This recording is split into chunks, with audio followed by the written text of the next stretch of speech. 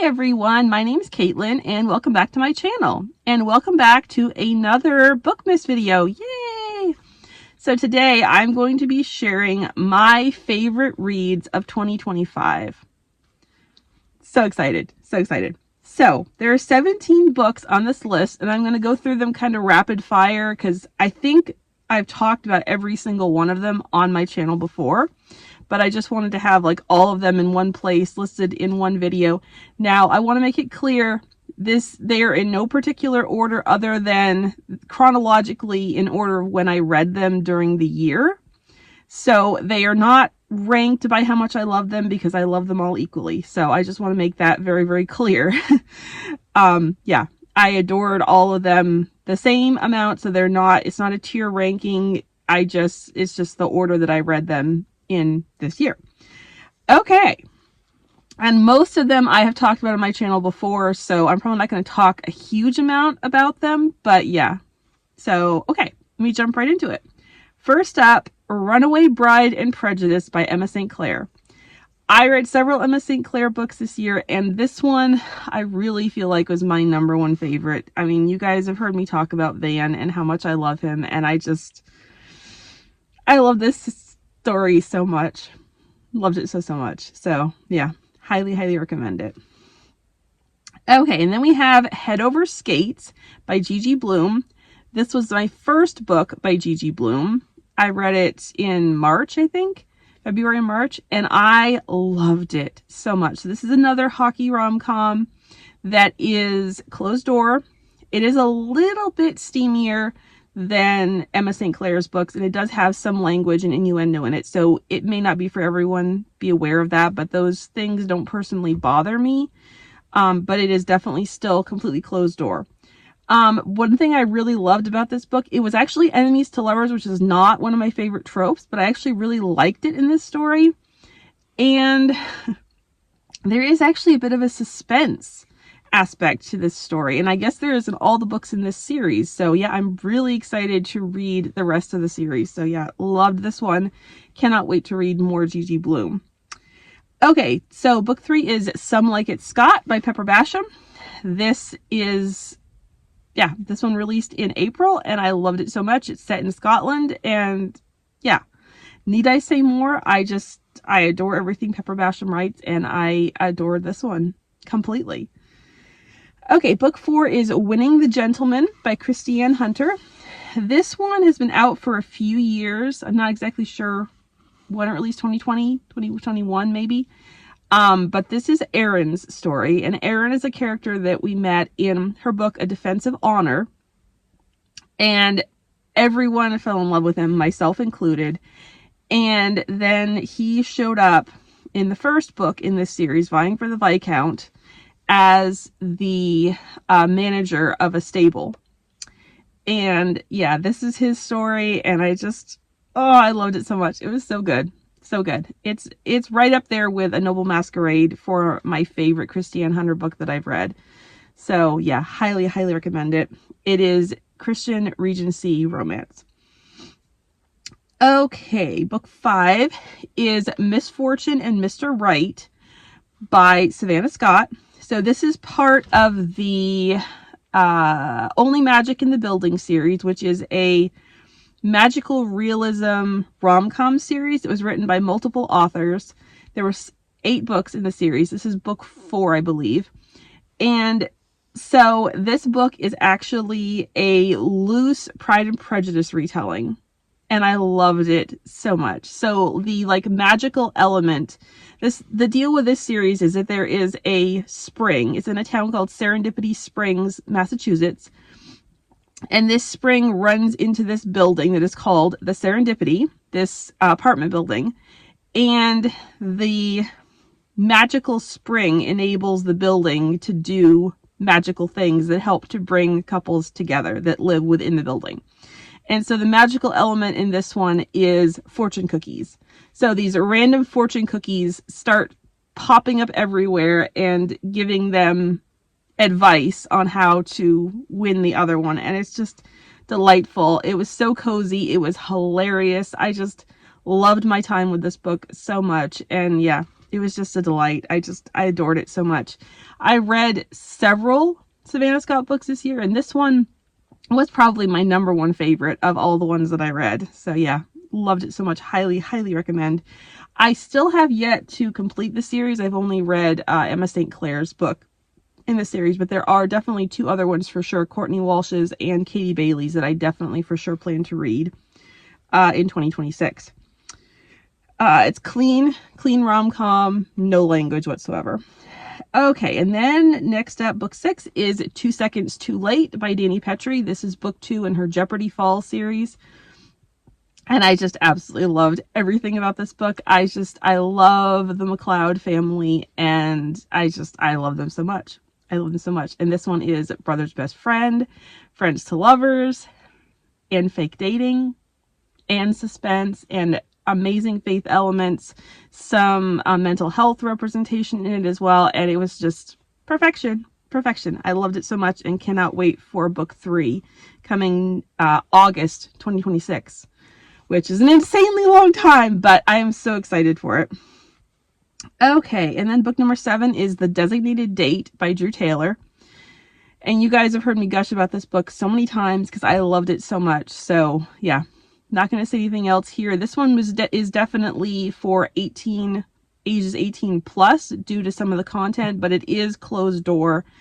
Just be aware the characters do have sex off page.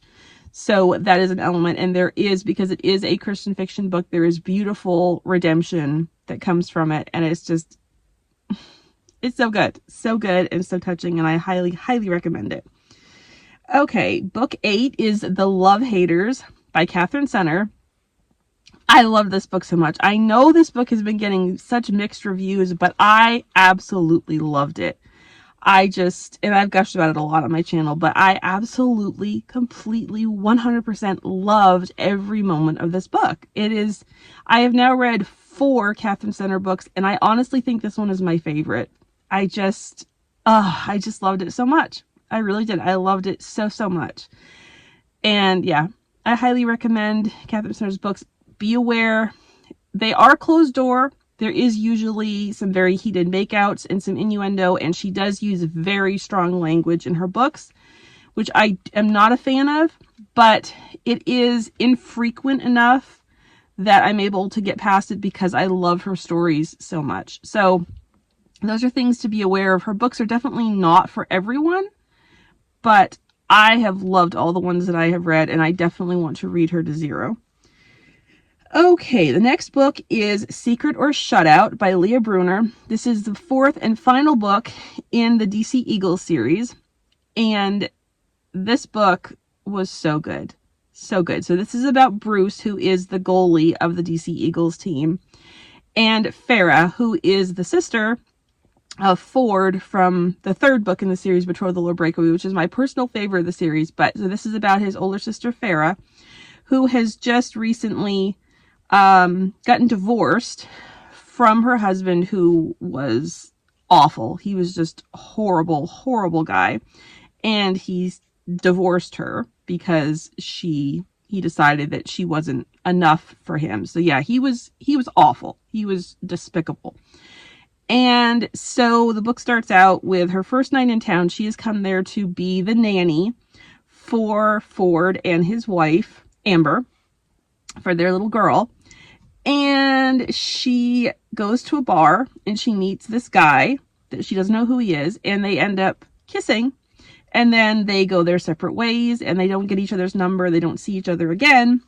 And then her first day on the job, he shows up, and he is her brother's teammate.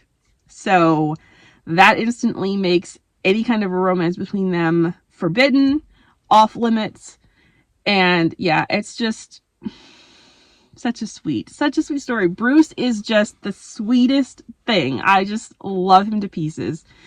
Farah has PCOS that she is struggling with, and she desperately wants to be a mom, and she feels that her PCOS is going to prevent her from becoming a mom. So she is kind of living out her secondary dream, which is to be a baker.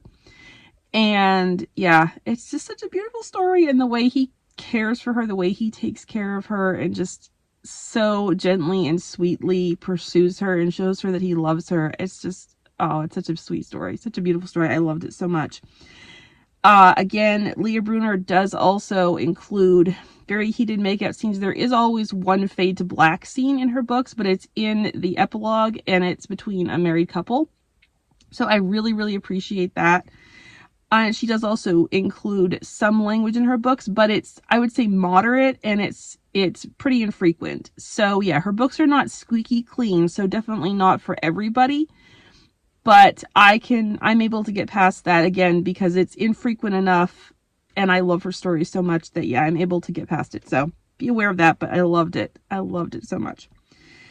Okay, and then book number 10 is Christy by Katherine Marshall. And oh my word, this book, I have no words. I have no words at all.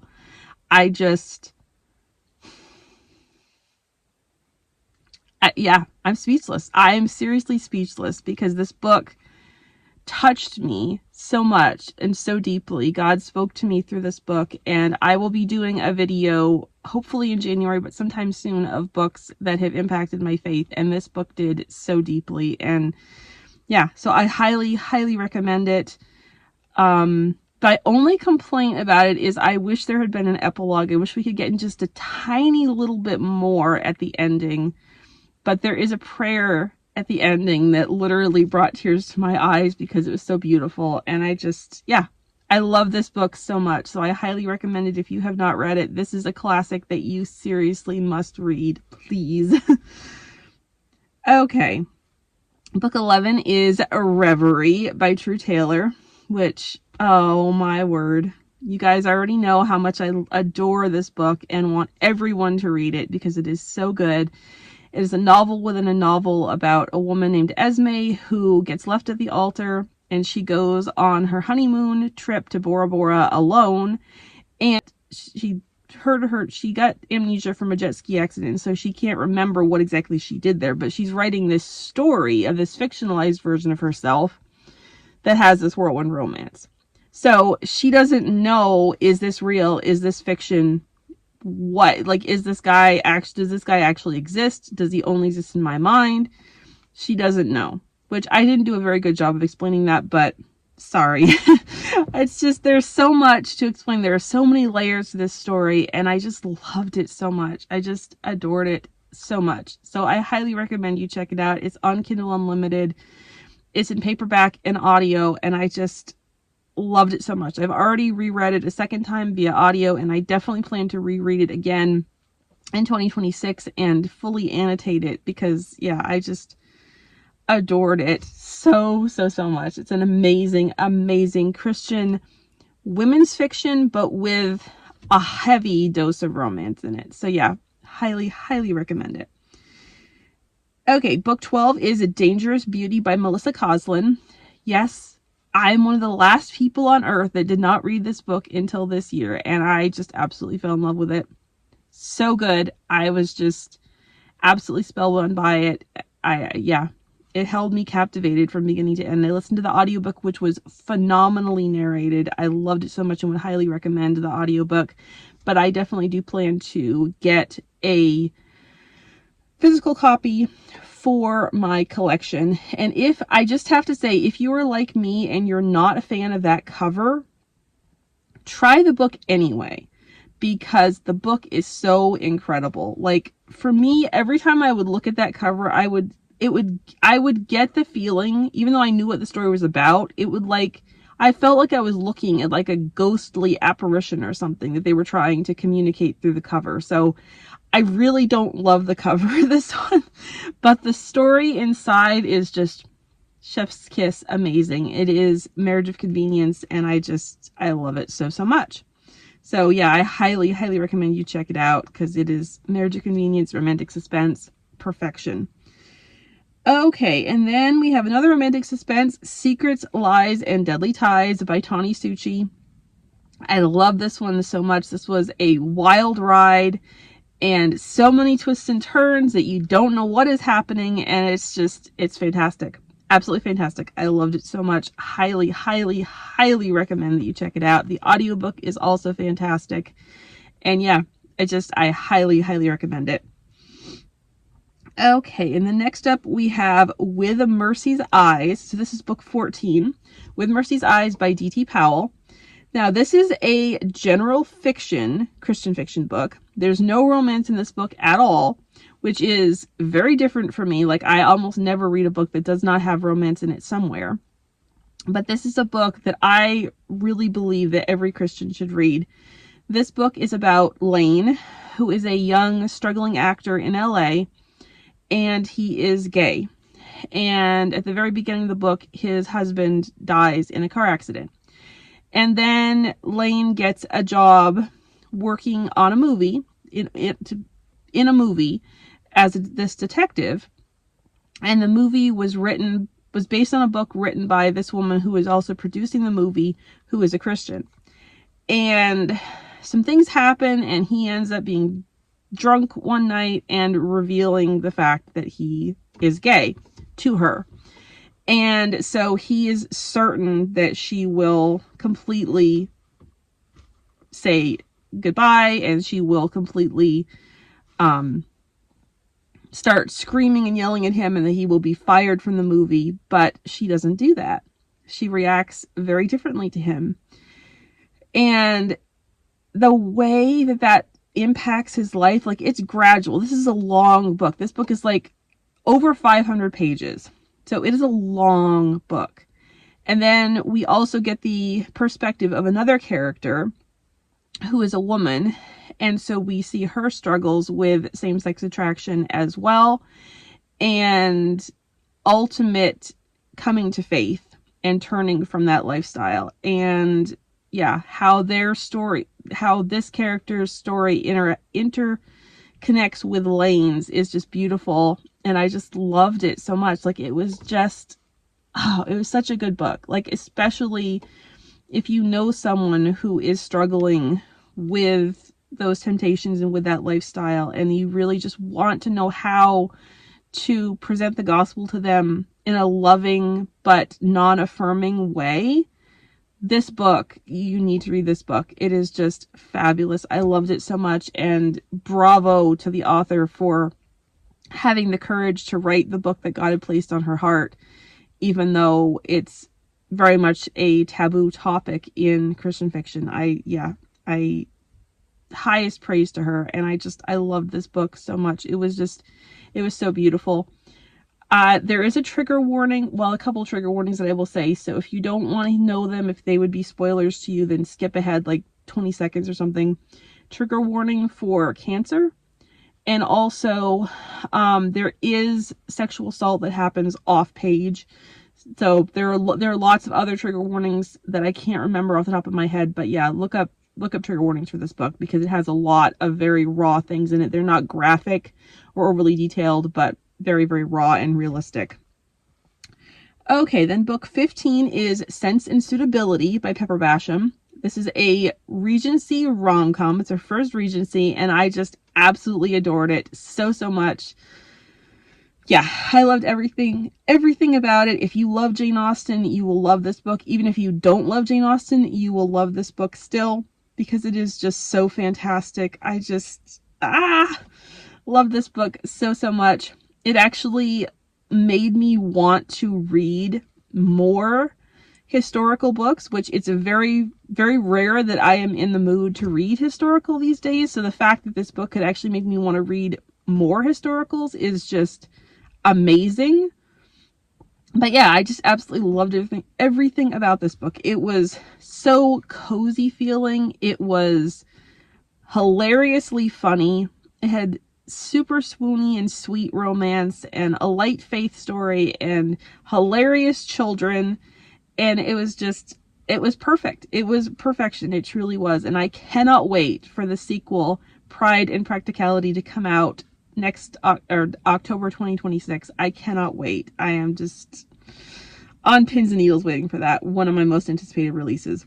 Okay, then book 16 is Hearts in Circulation by Sarah Monzon. And this is book 2 in her Checking Out Love series. And I read book 1 also this year, and this one is by far my favorite.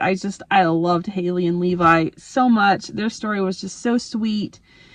And the sensory processing disorder and liver transplant representation in this book was so powerful and impacted me. Like I love the way that Sarah can change my perspective on something, give me a new perspective on issues that I may not be familiar with, that I may not personally have in my own, usually don't personally have in my own life, and builds my empathy for other people. I love the way that she does that within her fiction, romance, rom-com stories. I love that so much. I always feel like I come away from her books a better person in a way, because she has opened my eyes to struggles that other people have in this world. And I feel so much more compassionate after I've read one of her books. So yeah, I highly recommend it. I loved it so, so much. I also had the immense pleasure of having a flash fiction story published alongside Sarah. She was the featured author in Spark Flash Fiction's Fall 2025 issue, Love Between the Pages. So I will leave the link to the issue in the description box below if you want to check it out. So that was just one of the highlights of my life, really, and certainly of my year. I was so thrilled to have a story featured alongside Sarah. It was just, I will never get over that. Okay, and then the last book number 17, is Falling Through the Black by E.A. Hendricks. This is book 2 in the Xeris Galaxy saga. This is YA sci-fi / fantasy, and oh my goodness, I loved this book so, so much.